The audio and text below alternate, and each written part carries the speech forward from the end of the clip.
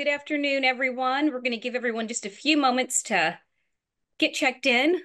We are grateful to have each and every one of you join us today for this very relevant and timely conversation.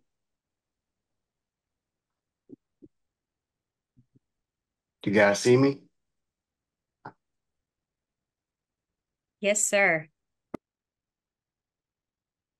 All right, we're going to get started. We have a lot of ground to cover today. My name is Kenya Burrell Van Wormer, and I am grateful to have speakers join us today to discuss a topic that's very near and dear to our hearts. The recent LA wildfires have affected our real estate community deeply, and many of us have faced similar challenges in our markets, rebuilding after hurricanes, floods, and now fires. We know firsthand how critical immediate support and resources are. Today, we've brought together industry leaders who are actively working to help our LA colleagues and their clients navigate recovery. Let's introduce our panelists today. Rod Watson is the founder of Distinct Concierge Real Estate. He brings hands-on experience with housing solutions in the Los Angeles area. He's actively coordinating resources and options to help the community rebuild. Welcome, Rod. Brenda Rodriguez was born and raised in Los Angeles, and she brings 20 years of affordable housing experience at AHC. She'll share some programs and resources for homeowners that need support. Welcome, Brenda. Thank you. Michael Martin leads Sidekick, which simply put helps put agents in touch and understand the MLS through data. He's offering Sidekick free as a courtesy to Los Angeles agents this year, showing how tech can help during recovery, and he's also leading by example. Thank you so much, Michael. Thank you. Andre Bueno leads Better Angels and Bueno Group, focusing on community development, and his work in affordable housing and planning brings recovery ideas to our discussion today. We're grateful to have you, Andre. Today, Kelly McHenry will provide resources to connect LA residents with immediate housing options. She'll explain accessing FEMA for housing and share rental and sales opportunities available in Century City. Welcome, Kelly. Jesse Valdez runs a farmers insurance agency in the greater LA area. He'll explain claims processes and necessary next steps involved during a disaster. Thank you for being with us, Jesse. Harut Dimrajian serves as an assistant vice president at Merrill Lynch Wealth Management, where he guides clients through financial decisions. He's actively helping several LA families plan their next steps after receiving insurance settlements from the fires. And in his role, he has a disclosure to share. If you'd like to share that with us real quick. Absolutely, and thanks for the introduction. Given the regulatory nature of the financial industry, more than likely we won't be touching on these topics, but I do need to read to you: investment products are not insured by the FDIC, are not deposits or other obligations of one of Bank of America banks, and are not guaranteed by any bank affiliate, are subject to investment risks, including possible loss of principal invested. All right, now thank you. That's out of the way, thanks again for the intro. No worries. We're covering all bases here. Everybody's covered. All right. Let's dive right into the conversation. And let's start with understanding immediate needs and response with boots on the ground. And I'm going to go to you first, Rod. Rod, tell us what's happening right now on the ground. What immediate housing needs are you seeing? And how are you coordinating with local services? Yeah, thanks again, Kenya, and everyone for participating on this webinar. So what we're seeing right now as far as boots on the ground, I mean, obviously a lot of families have been displaced, well over 10,000. Immediate needs of short-term housing, whether that's 3 to 6 months, or most people are looking at anywhere from 12 to 24 months, just anticipating, the process to go through with settling claims with their insurance. You have families that are displaced, deciding where their kids are going to now go to school, since several of those schools have been destroyed, specifically in the Pacific Palisades area. And the other thing is too, like resources, clothes, food, right? If they're going to be looking at picking a location where they're going to relocate, what areas are the best areas to go to. So we're really providing resources in regards to the short-term stay. So we have a partnership with Ani, which is Level Furnished Living, which is downtown at Los Angeles. And they're also in Hollywood and Long Beach. we began to place, families there that have reached out specifically for short-term stays that are more in the affordable space where they're ranged from anywhere from 4,000 upwards to like 7,500, where most of your single family rentals on the west side of LA can run you anywhere from 10 to 20 plus $1,000 per month. And that's not feasible for a lot of families, even for some of the families from the Palisades, when you start talking about 15, 25,000 a month, most people are ideally looking for that 10 or below, right? It's based upon where they are right now until they begin to receive their insurance settlement claims. The other thing is legal advice. I do have counsel who I've advised to come on, Cedric Collins at Legacy One Law Firm. He could potentially be a resource for families that have legal questions in pertaining to dealing with their insurance. Of course, Jesse Valdez is going to be on to speak. And entitle, right? Entitlements, if people have entitlement questions, we have resources there for families as well, too. Those are some of the immediate needs right now that we're dealing with on the ground. And then relocation wise, like what areas should we go to? So families are seeking Orange County, or do they go to the Valley, or do they stay in West Side LA? And we're consulting with families to really help them identify the best areas they can relocate temporarily.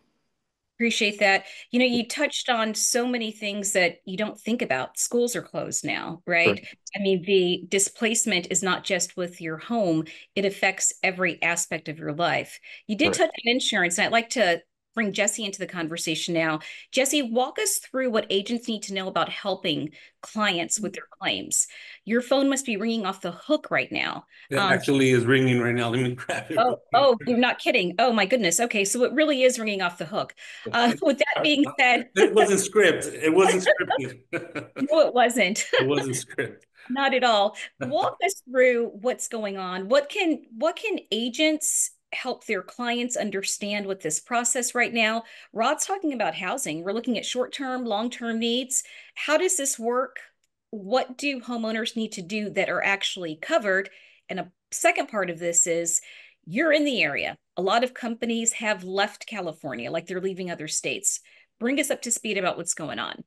Correct. Thank you for the introduction, Kenya. There is the hot topic of insurance going on right now, specifically over these catastrophes that just occurred. It's last time I read, this was a 1 in 200 year event. So you can imagine it's just something no one's ever encountered for everyone. It's sad, especially being in the area, right?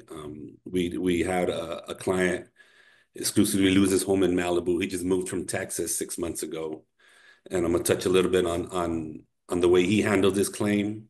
And I tell my team here is I would probably do the same, right? Being the man of the house, you want shelter for your family. You want to get back to things back to normal. Put myself in this situation. He just moved out of beautiful California, Malibu, 6 months ago. And he had California Fair Plan, right? So it's very hard to find placement with farmers or any other company. So Malibu is one of those specific areas, as long as with Palisades. He lost his home, right? Yeah, I remember the first day the fire happened. He took a picture of it. He's up on the hill, and you could see the fire from the Palisades of Malibu. And we're like, okay, that's a little further away. We checked on him. We knew the area. We texted him, and then the next morning he texted me 8 in the morning. He texted say, I lost everything. Please file a claim, just like that overnight from one night. So we were just like, wow. So this thing just exploded. It's just like, so he immediately filed a claim. California Fair Plan is scrambling to get adjusters. This adjuster, while they're having like almost like loan processors for the loan officers, claim processors are helping the adjusters. There's so many claims going out there. They're flying people in. This specific adjuster processor was from Alabama. So they're bringing in people from all across the country to help with these claims. And they filed the claim. He got the hold of an adjuster. And kid you not, I just ran over what where he's at right now, less than a month from the catastrophe. He has 80% of his personal property paid out to him, loss of use paid out to him. Some of his building coverage, he's already on the 4th day of debris removal and starting the process to rebuild.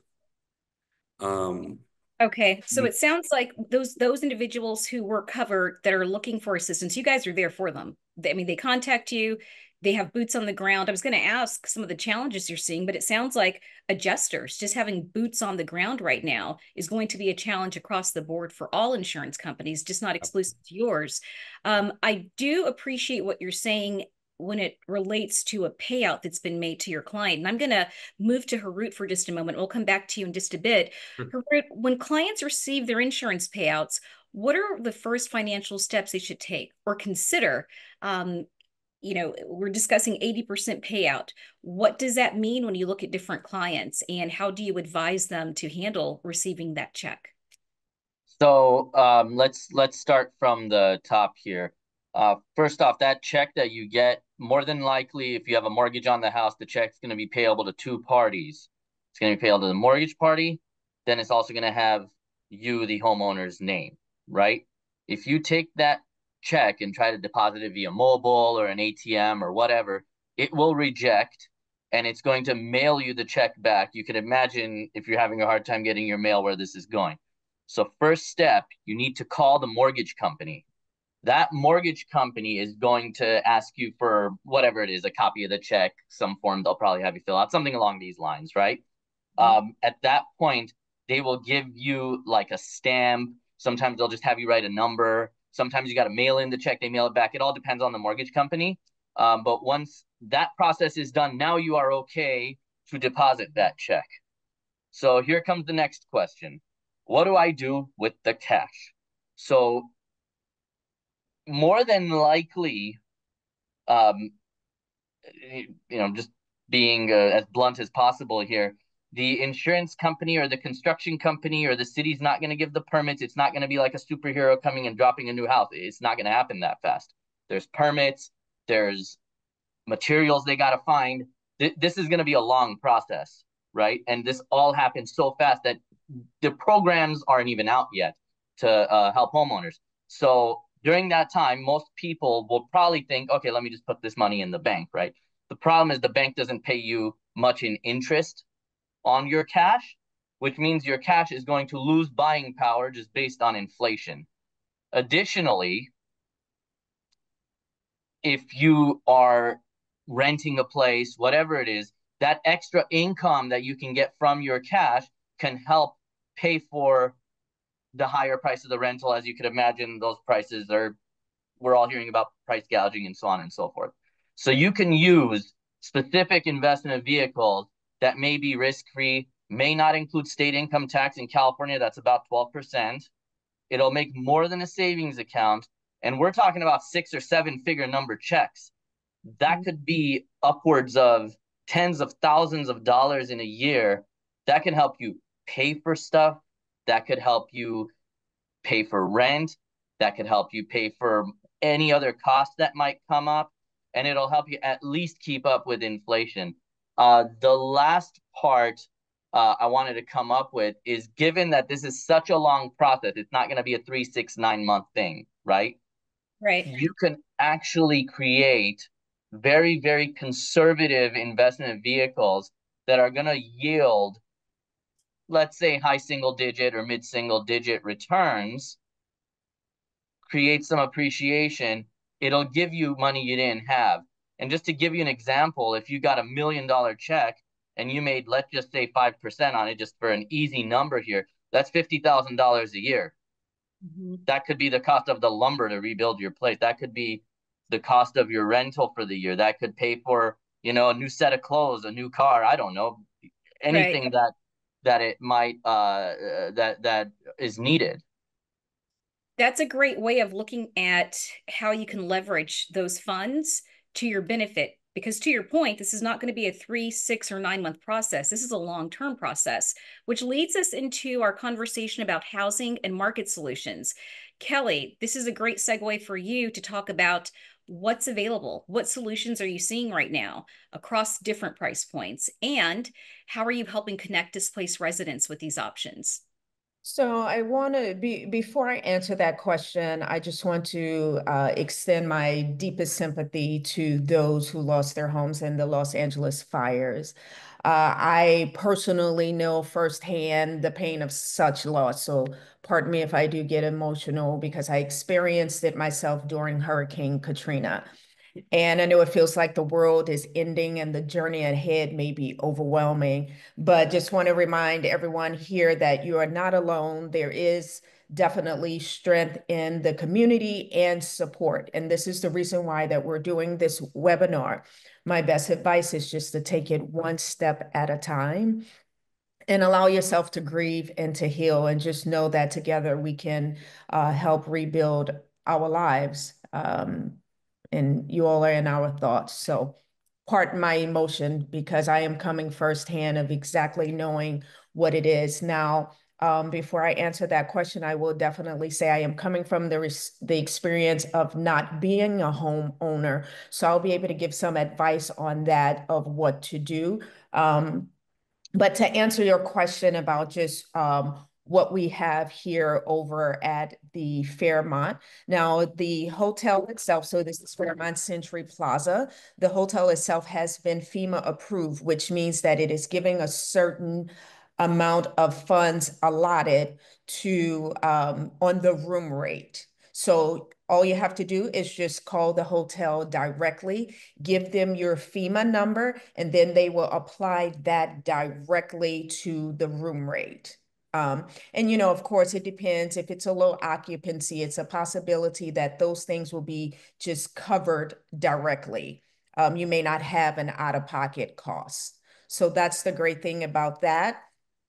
Also, on the rental side, the Fairmont Century Plaza does have rentals as well. Right now, there's only left a handful, so about 5 to 6 of one-bedroom rentals. And it's about 12. This is more on the high end here, but it's about 12, I'm sorry, $10 a square foot. The smallest is probably $13.50.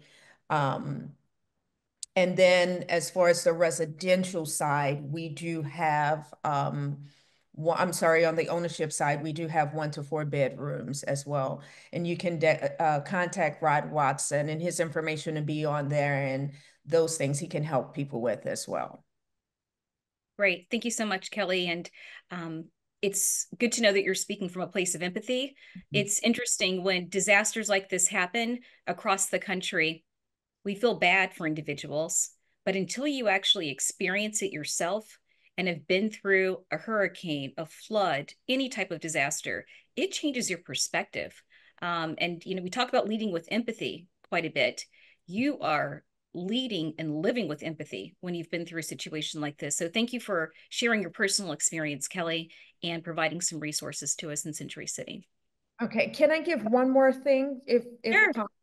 one of the things that I don't think that a lot of people know, and we may get into that later, but one of the things that I did experience as a family, my aunt was diagnosed maybe a month after Hurricane Katrina. And what a lot of people do not know is that, and we didn't know until basically after it was over and she was deceased, that you do get medical expenses covered as well, funeral expenses as well. Also, something simple as childcare expenses. Those are the things that people really don't know about, because when you're going through it directly, I promise you, with everything in my body, you're looking at it from 500 feet. You can't think about anything else. You just think that the world is over. And so you're not really thinking, you just have a blurred vision. So I just want people to just know that there is a lot of assistance out there, and we'll get that later. I have some more information to dive in on that as well. Perfect. Thank you so much. And for those of you who are adding questions to the chat, we'll have some time towards the end to address those and get through the rest of the conversation with our speakers. So Brenda, this leads us an opportunity, or lends us an opportunity, to talk to you about resources that are available for existing homeowners. And we're looking at this from an affordable perspective lens. How can agents connect clients with programs that may be available? And what resources have you vetted and are true and trusted?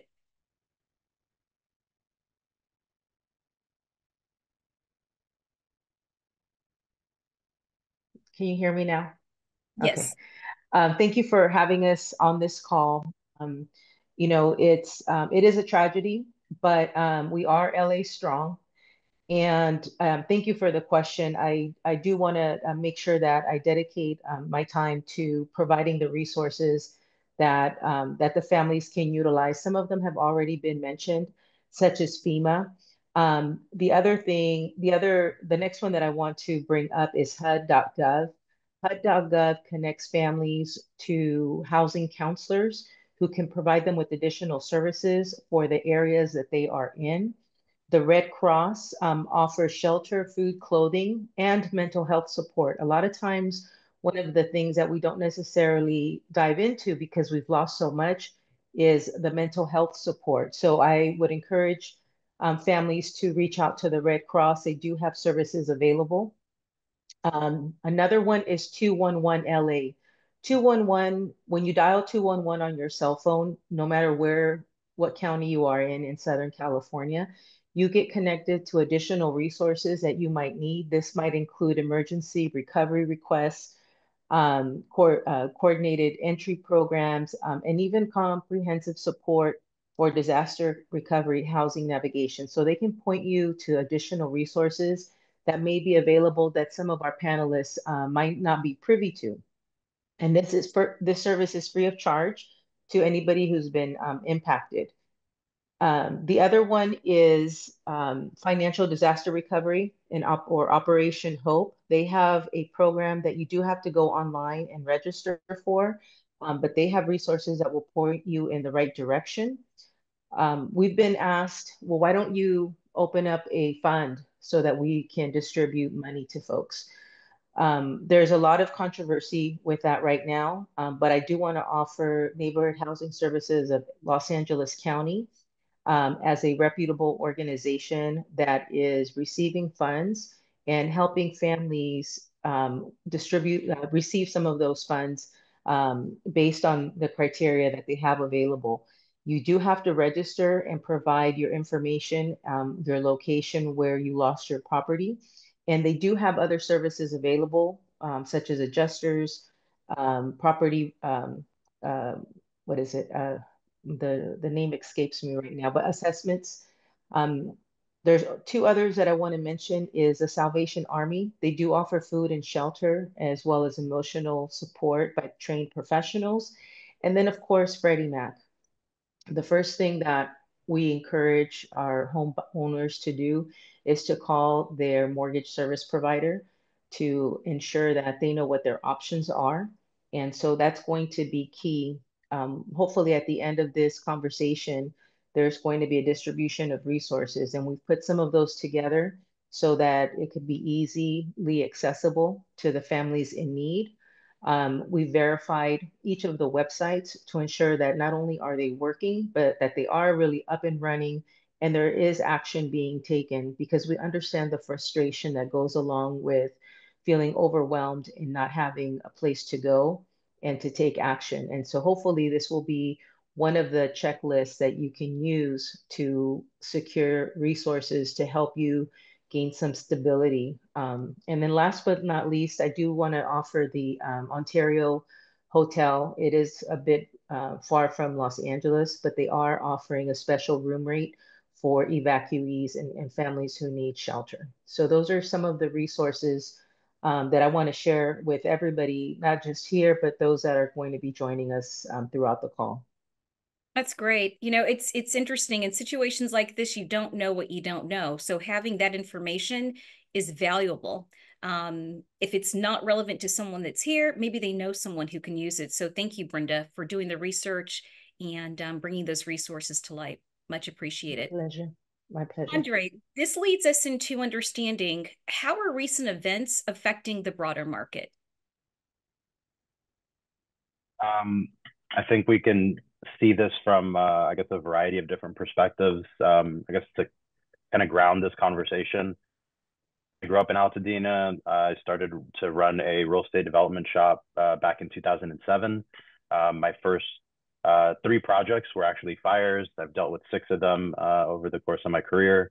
And it's a very tumultuous time for homeowners kind of navigating all this. So on one hand, being able to get resources directly to them whether it's, rent relief or, other forms of, emergency assistance, super important.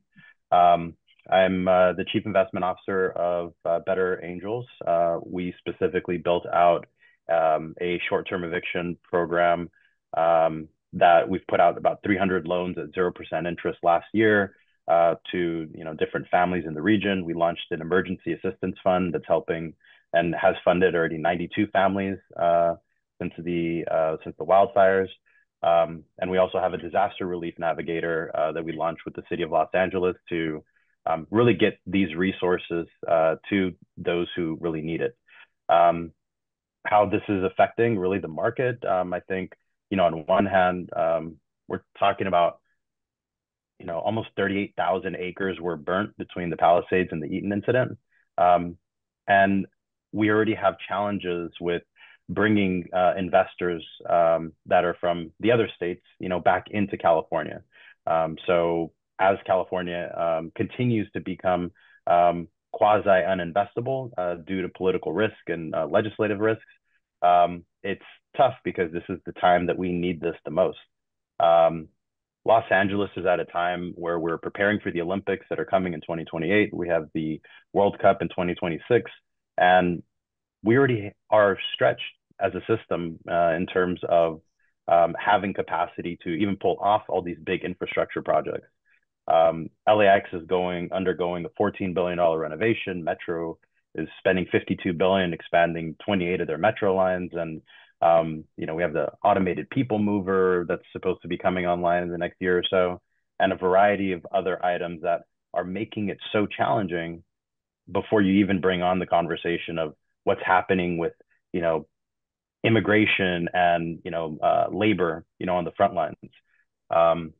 When we think about the value proposition for those who end up rebuilding, I think there are challenges, beyond, the insurance considerations and the challenges with, actually going through the permitting and the, design build process, that I think it's tough to really be able to make sense of all this. To give you an idea, people who operate housing in our region, utilities have gone up 40% in the last 3 years.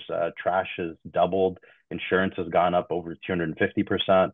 And we are in a region that had the strongest COVID era eviction moratorium laws that basically it's making it very challenging to continue to bring in outside capital into Los Angeles and to make the case that you can have this public-private partnership kind of option. So being able to work with all the different individuals on our panel will be critical to seeing a recovery for our region. Okay, you just dropped a lot of information right there. I don't even know where to start. Does anybody else?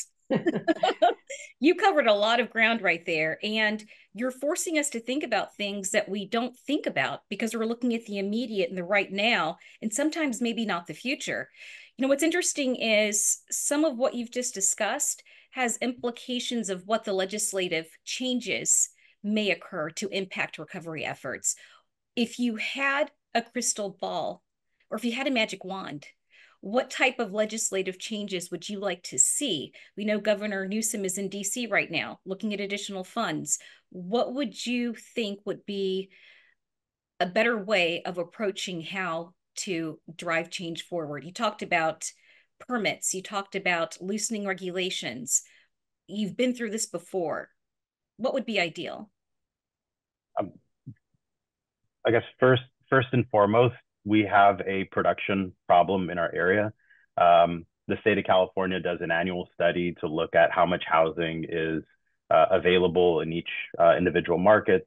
In Los Angeles County, that study is called the Regional Housing Needs Assessment. They found out that we need close to 500,000 units to be delivered at various levels of average median income. So like we need affordable housing, we need market rate housing, we need workforce housing. But the challenge is that we just don't produce enough as a region. We have 75,000 people who are experiencing homelessness right now in LA County, and that's not to count the other 25, 30,000 that were displaced as a result of the fires. So we need to make sure that everything is firing on all cylinders. Like the fact that we don't have a tech first solution, sponsored by the city or sponsored by the county that can, expedite permitting and processing and actually get things produced. That's a challenge. What's unfortunate is that we have a lot of individuals, like the city council of the city of Los Angeles is actually going to vote probably in the next hour or two, whether or not they're going to put on an eviction moratorium and some sort of rent freeze. So that makes it more challenging to continue to build out, that for rent product in the region. And at the same time, there's an assembly bill that's also trying to produce the same. What that actually ends up doing is it ends up making makes the market just more unaffordable for everybody involved. So without having new housing being delivered, it's tough. I see someone in the chat is talking about a lot of housing and regulation is now at the state level. However, county supervisors have actually put out requests to supersede state level laws. I met with the Department of Justice earlier in the week with Rob Bonta's office, and we're seeing that there's a lot of pressure from community members to supersede state laws so that you're not doing lot splits and building out ADUs, and at the same time we're in the middle of a crisis. So I guess the long and the short is, if I had a crystal ball, it would be really focusing on the core issue, which is we have a production problem in our region, and then moving from there to, empower small scale entrepreneurs and developers to go out and be able to build housing and build market rate housing and affordable housing and workforce housing, and really think about it from the perspective of, we need hundreds of thousands of units to be delivered, and imposing any sort of rent freeze or eviction moratorium is only going to continue to compound that matter. And it's really going to be the next generation that's going to really feel this, as we're feeling it now, based off of legislations and laws that were put in, 30, 40 years ago. Absolutely. Thank you for sharing that. You bring up so many valid points as it relates to innovation, legislation that needs to change with the times. I'm going to take a step forward now and move this conversation to tools and support. When you were talking about a tech-first solution, Michael, that's in your wheelhouse. With your organization and what you do to provide innovation and efficiency tools to real estate agents, talk to us about how your tools can better serve agents who were working with clients in impacted areas. Talk to us about what you offer. Thanks, Kenya, and I really appreciate you putting this together. I've just been listening to everyone talk, and this is an inspiring group, so I appreciate the invitations. I'm the co-founder and co-CEO of Sidekick, which is an AI assistant that is built for real estate agents and brokerages. So imagine the kind of user experience of ChatGPT, but with a direct integration with Claw and CRMLS down in LA. So in December, we actually announced and launched our partnership with the MLS. And agents in LA have been signing up to use Sidekick to help them really save a ton of time. When the fire started happening, and I was actually on a plane from San Francisco to Burbank that Wednesday, and my flight couldn't land. We were 1,000 feet from landing, and the plane couldn't stabilize because the winds were so strong. So we turned right back to San Francisco, and I saw it out the window. A couple of my friends lost their homes, and I was on social media, and I'm connected to a lot of real estate agents on social media, and they were the first group of people out of anybody that were doing things like sharing resources, Google Docs full of 70 Airbnbs that they had collated themselves and know all the owners, and they're available. And I really felt like this was life-saving information. And what also became interesting change in sort of the business of real estate in LA at that time was a lot of the agents who were really building their business and running their business off of sale transactions. All of a sudden now we're being overwhelmed with, just as the group here, I think Rod kicked us off with 3, 6, 9, 12-month, 2-year temporary housing solutions. And we really felt like at Sidekick that this could help. Because one of the things that AI generally can really unlock is it compresses time to value. Like from the moment you want to start down a path of working on something because you need to give value to someone else, AI can really reduce that time frame, and particularly when it comes to making sense of market data.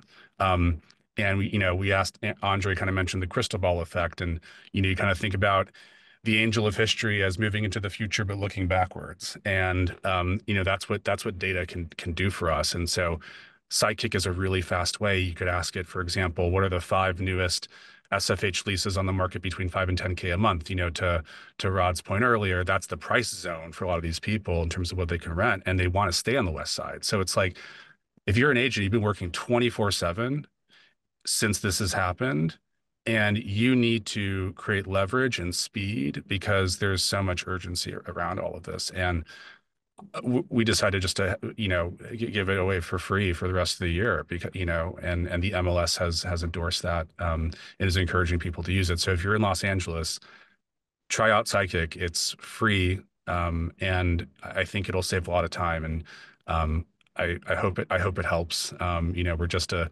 tool that is helping agents kind of try to get information faster. We're not doing anywhere near the impact of folks like everyone on this call actually helping rebuild and that sort of thing. But I think technology is going to be a foundational layer of everything.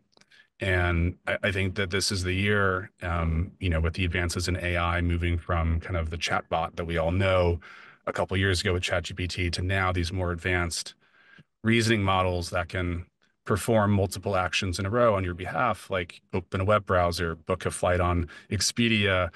The possibilities for how speed and value can be combined is really a win for everybody.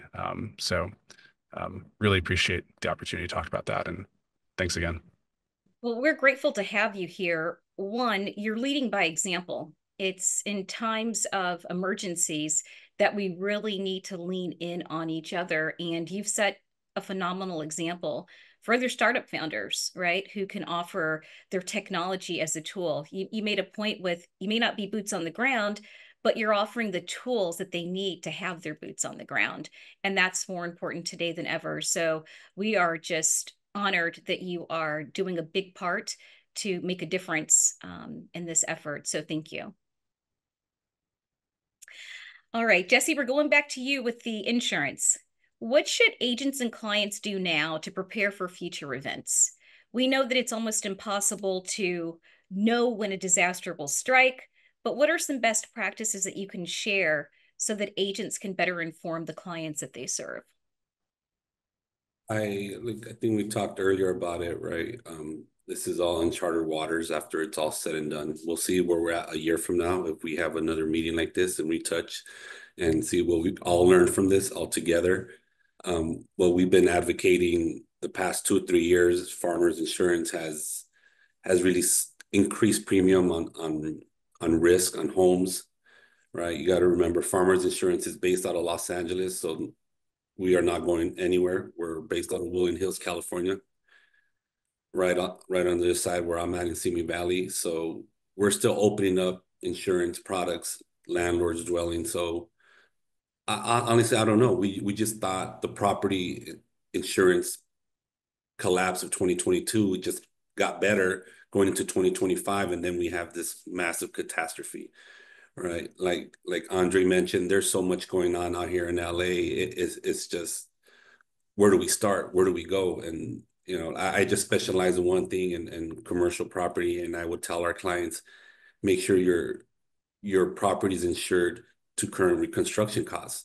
Now, once this reconstruction starts out here in these devastated areas, are we going to see 30 to 40% surcharge on contractors, on materials? Going back to COVID, lead times are 3 months, 4 months to reconstruct these homes. Are people going to be burned out in the middle of reconstructing their house? I just reconstructed my house. I doubled the size of my house, and that took a year. And the other half of the house was already built. So who knows what this reconstruction cost is going to be, more than 2 years for sure. right? So we're getting a lot of calls, right? It's all on the media, everywhere, social media. Everyone's being underinsured. I saw the question on the chat earlier. Absolutely. We were saying, 2 years ago, in certain areas of LA County, as Rod knows, and the local guys out here, a house in, say, out here, Simi Valley, compared to a house in Bel Air or Hidden Hills, reconstruction costs were 300 to 1,000 a square foot. So we would always advocate, calculate, say 300 per square foot per 1,000 square foot house. You should have a minimum of 300,000 in coverage A. So now all this is just going to restructure, recalculate all this of where we're going to be at regarding the reconstruction. So that's what we advocate our clients right now. And people are calling, do I have enough insurance? Do I have enough insurance? Do I have enough insurance? And one of my best friends is a State Farm agent, and they're going through a lot of stuff, right? With State Farm's going on here in California. And I just try to support each other and while we go through this. And it's just, at the end, it's real scary, because what will happen if there's no insurance now? And we don't know what California Fair Plan is going to do. They're saying they're going to be insolvent, but they keep saying they have enough funding for this. And if they don't, they're going to go back and ask all the admitted carriers. So I think a lot of confusion. I mentioned yesterday at a realtor's office locally, California Fair Plan is not government funded. It's funded by all the insurance companies in California doing business, right? So if you want to do business in California as an insurance company, admitted carrier, you got to partake into the pot of the California Fair Plan. So now, say they're short $200-300 million, and they put an assessment to all the carriers in California. Now they have to pay for that. So it's just a domino effect. And I was kind of not bringing into good news either. I was like, everything's gonna keep going up. Insurance is gonna keep going up. All right. These areas that were affected, we would talk to clients and we're like, oh, I have a fire station down the street. I'm okay. And we understand. But again, these winds of 80, 90 mile per hour winds, we've seen them in the past, but not as frequently as we see them now in California. Right. I have older clients that are like, oh yeah, back in early 90s, this windstorm came in. Yeah, but now we're having windstorms every year or every other year or twice a year. And these embers are flying 3-4 miles down the road. And it's a domino effect. If you go to Altadena and you see how far where the fire started and where the damage is at, Andre's familiar. We had our Christmas party at the Altadena Country Club, and then it's gone now. That's so sad, right? And the country club is a couple miles down the road from the hills up there, from Eaton Canyon. We used to go hiking to Eaton Canyon, right? So like you said, we're out here familiar with the area, Kenya. It is sad because we all go to different parts. Everything's so close out here. Just the traffic makes it difficult, but it's so beautiful out here. If you go on a Sunday afternoon, you go from here to San Diego and back in this, real fast. But any other day, it's not as fun. But I just appreciate everyone advocating your resources, right? A year from now, when people are rebuilding, they're going to want dump trucks. I insure a lot of dump truck clients, restoration companies. One of my clients started a big restoration company, franchised it. Plumbers, electricians, all that's going to be a resource to somebody out there that's going to want to rebuild their beautiful home in the beautiful areas of Altadena.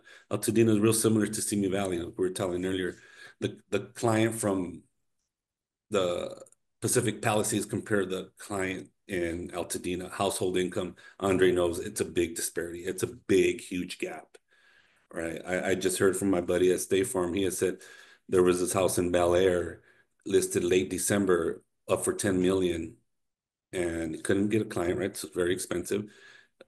One of the families lost their homes in Pacific Palisades. They decided they're not going to rebuild. So they bought the house in Bel Air for 12 million, for 2 million over asking. But those families can't do it. What about our people in Altadena, that area?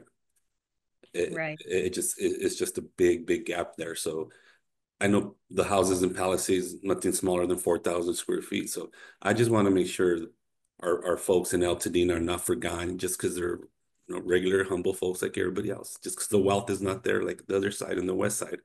We want to make sure that resources are for them too, for everyone. Absolutely. And I think you're absolutely right. There's no disparity on who was impacted. It impacted everyone. But we have to make sure those who may be less able to have access to those funds and resources are also taken care of. It's everyone. I appreciate you sharing that. Staying in the same vein of tools and support right now, Harut, what financial planning strategies are crucial during recovery? And how can agents help their clients make informed decisions? So let me begin with this. So I have been working the west side of LA over a decade now, in areas like banking, lending, asset management. So it's actually kind of sad because I have done the loans for some of those people who recently moved in, and then a few months later, as soon as remodel's done, the house is gone. So it's pretty sad. But I'm gonna touch on the questions that I'm getting over and over. Okay. Because if a bunch of my clients are asking me, that means it's probably a question a lot of people have, right? So the first question I get is, do I still need to pay my mortgage? Yes. Don't stop making the payment. Technically, the legal, if you want to call it that, answer is you need to keep making the payments business as usual. Then eventually the insurance company comes in and in the perfect world saves the day, right? I'm going to But interrupt for one moment. I want to make it clear that yeah, none of us are attorneys. None of us play attorneys on TV. This is advice that we're giving from our own experience in the industry. Please, please speak to your lenders and your professionals in that space. But please continue, Harut. yeah, good call on that. So a lot of banks from what I've been seeing are offering forbearances. I know Bank of America is offering it. I think Chase started doing them. More or less, the idea is with a forbearance is they'll tell you, hey, look, I don't know, 90 days, let's say, you don't have to make any payments. Now you owe the money after day 90, but for 90 days you don't have to make the payment until you get situated. In my crystal ball, what I think is going to happen, because I was in the mortgage business in 2008, 9, 10 when the first crash happened. This is so big. The scale of this is so big. So many people are affected that there's got to be some government program or some state local program. There's got to be something because they're not going to allow how many people are displaced? 200,000 plus. They're not going to allow 250,000 people to all have their credit affected, right? So there's got to be something in the works. It's so new. This literally just happened a few weeks ago, right? Not even a month ago. So I would just, as terrible as it sounds, just be patient, and they gotta come up with something. I can't imagine they won't. But that answers that. Yes, you still need to make the mortgage payment, and that ties back to my prior conversations. Once you get the funds, maybe that could help you with like getting a rental or something like that.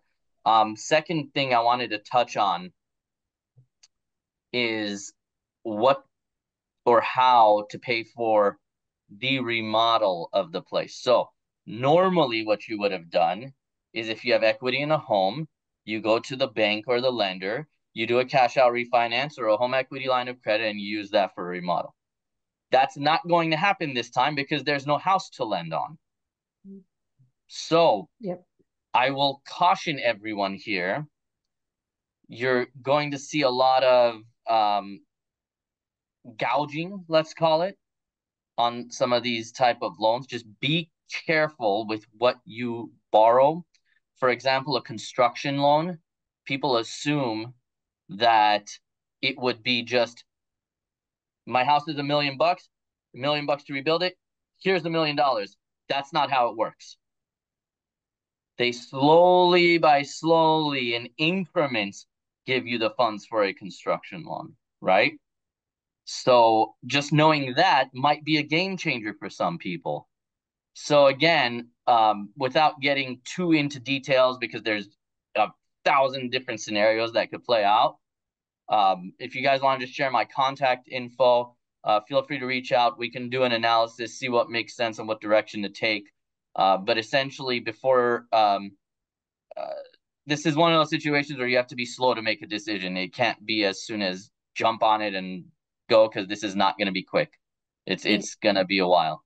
Thank you for that. And just for the sake of time, I just have one last question for Rod. Rod, what partnerships do you see that are making a difference, boots on the ground right now, like with impact? You know, Harut mentioned something really important, making sure you're working with trusted sources. That's a conversation really for another day, because of the implications that can happen for, you know, partners who are not as forthright as they should be. What is your advice to those who are looking to speak to a lender, speak to people to help them get back on their feet again? Yeah, my advice is obviously trust and work with your trusted resources in your circles, that are close in proximity, obviously, whether it be your attorneys or a great real estate advisor. A lot of agents that are on the west side or that have been doing business for 10, 20 plus years have a lot of resources. And I think it's more vital than now to really tap into those resources because like Harut mentioned, there are a lot of people that are out here looking to take advantage of these situations. You got price gouging with rentals. You got a lot of misinformation circulating online that's not accurate. For example, individuals that have lost their properties, one of the common questions I've been asked is about supplemental taxes, right? And we're informing people that they're still responsible for paying those taxes. However, they can file what's called a misfortune calamity claim for property reassessment, which then puts them in position of potentially lowering that tax burden temporarily. And we don't know what the city's going to do if they've issued any statements as far as suspending that at this point. But however, these property owners are still going to be responsible for covering those taxes, right, during that period of time until the rebuild process starts. So I think it's important for people to stay informed and actually trust their resources, like partnerships that we have with Legacy. One law firm, Cedric Collins, who's a great attorney, he's on this call. Seek legal advice before you make any decisions or put money or time into something without accurately doing the research. Orange Coast Title, they're great for entitlement questions, who we have a partnership with and been doing business with well over 5 years now. And then, of course, ourselves here at Distinct Concierge. I mean, we have over 20 years of experience in the business and we have a lot of great relationships. So I go back to what I stated, like focus on your circle of friends and people that you trust and then really take time to vet things and go through that process and get accurate information. Thank you, Rod. I was just monitoring the chat. We've had a lot of questions come in. I want to thank Andre and Brenda for answering most of those questions. I do see a question for you, Cedric, if you'd like to touch on real quickly about legal advice, and then we're going to wrap up our conversation. Absolutely. So thank you so much, Kenya, for moderating this and for Rod for inviting me here and all the professionals who's given their time to come in this time of crisis. And so I think what's critical here when it comes to legal advice, two things. You must first of all try to understand what your rights are when it comes to loss.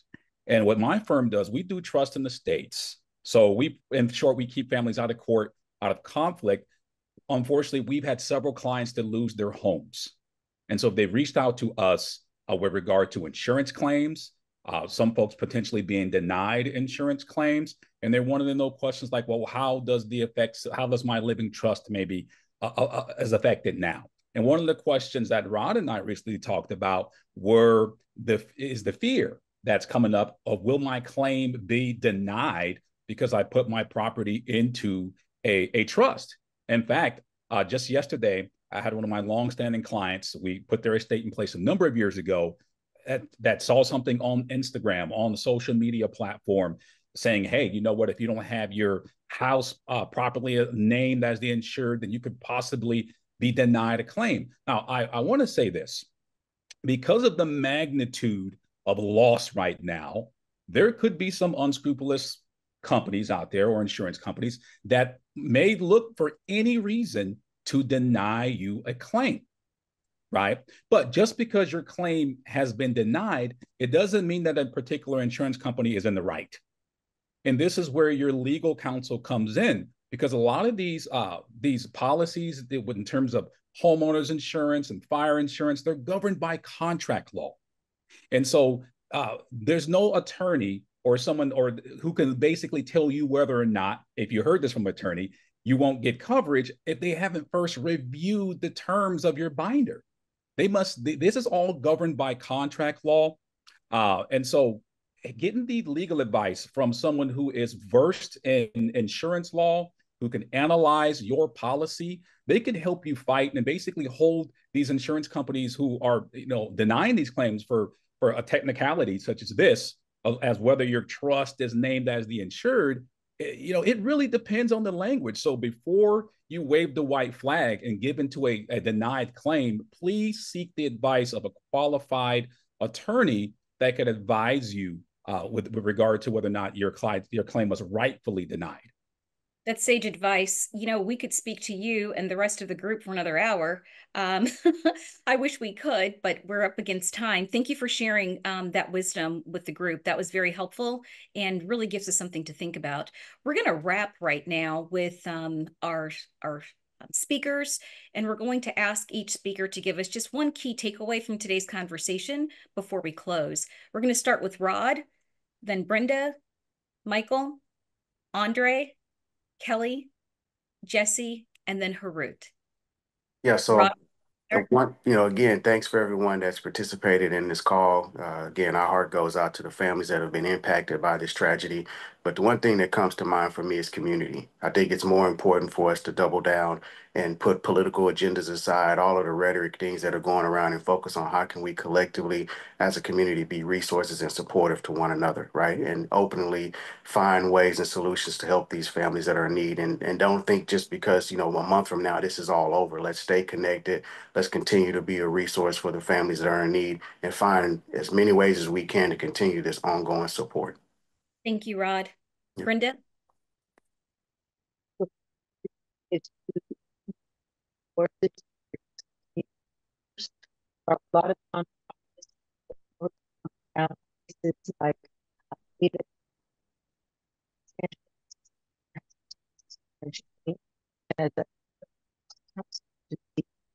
We can't hear you, Brenda. It's breaking up.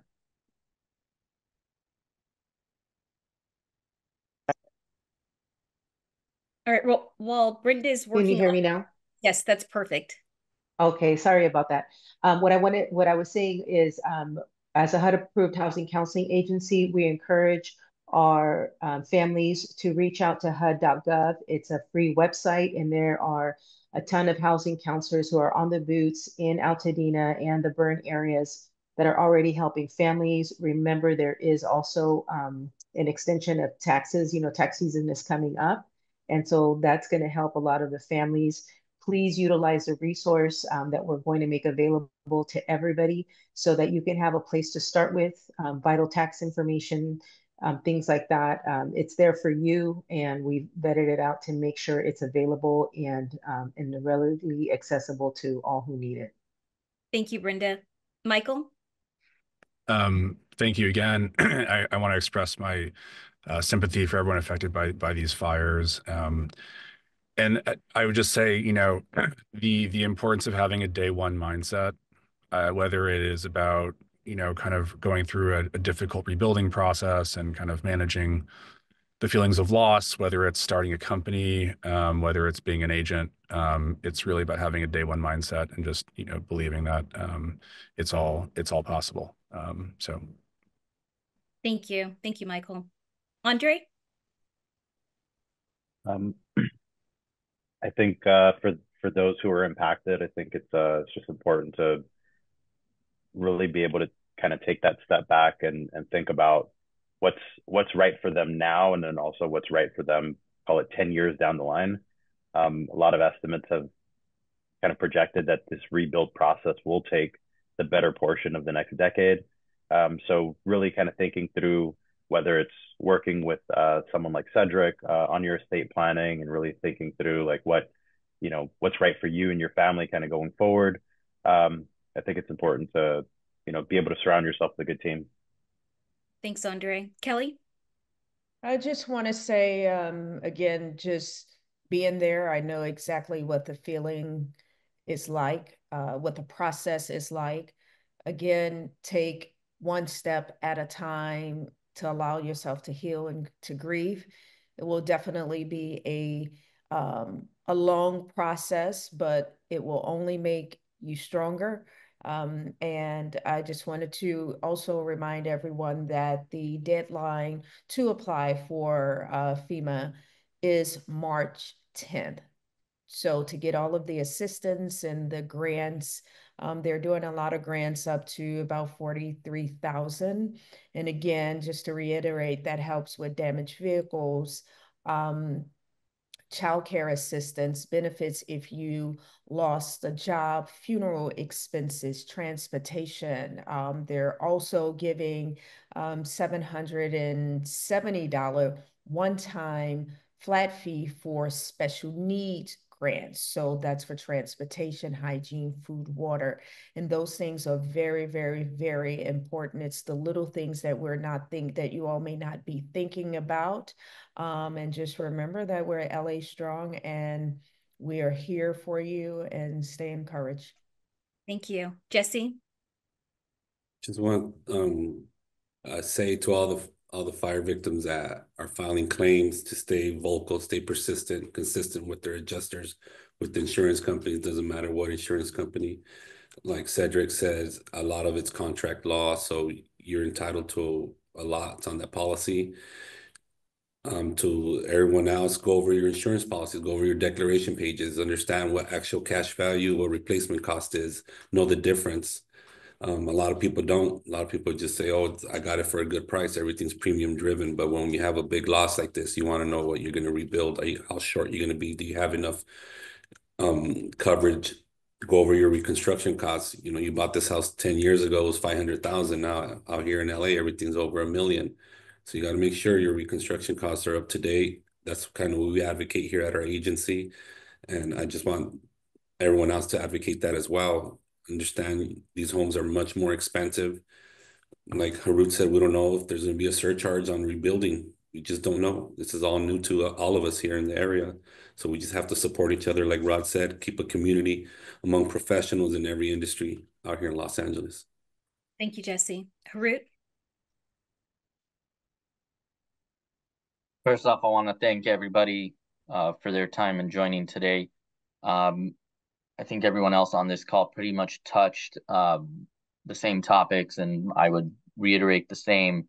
My only reminder again would be I know it's an emotional time. It's tough.